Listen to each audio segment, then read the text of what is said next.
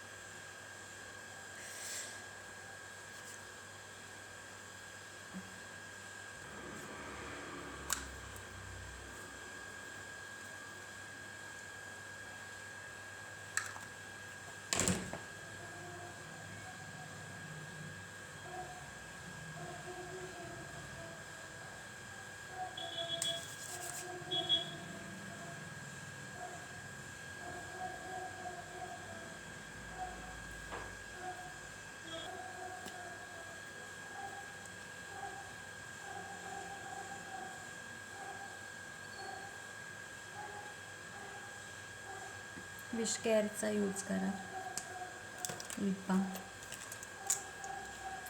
हा शेड खूप मस्त आहे तर मी हाच यूज करते.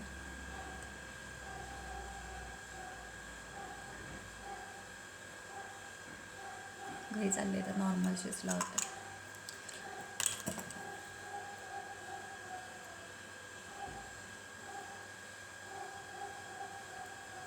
पावडर संपली आहे माझी.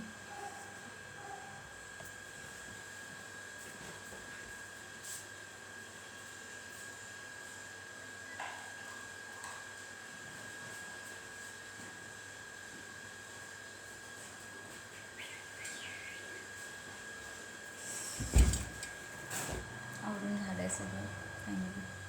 एक गोष्ट राहिली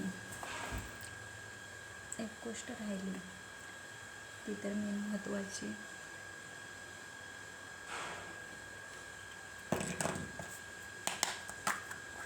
आयुष्यात तुम्ही काय नाही केलं तरी चालेल बरं का, पण स्वामी आणि समर्थांवर श्रद्धा ठेवा. तुम्हाला आयुष्यात कोणत्याच गोष्टीची कमी नाही भासून देणार. जर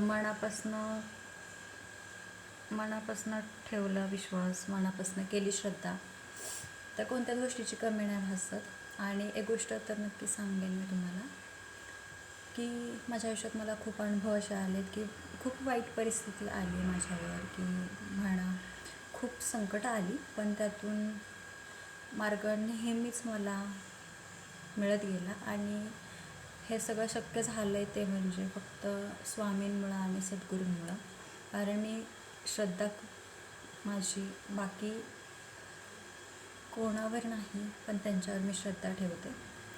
आणि असं खरंच म्हणतात की भक्तीत बुडालं की त्याच्या भक्तीत एवढं बुडावं की तुमच्या आयुष्यात काय चाललं आहे हे फक्त त्यालाच बघू द्यावं. ही गोष्ट तर खरं आहे.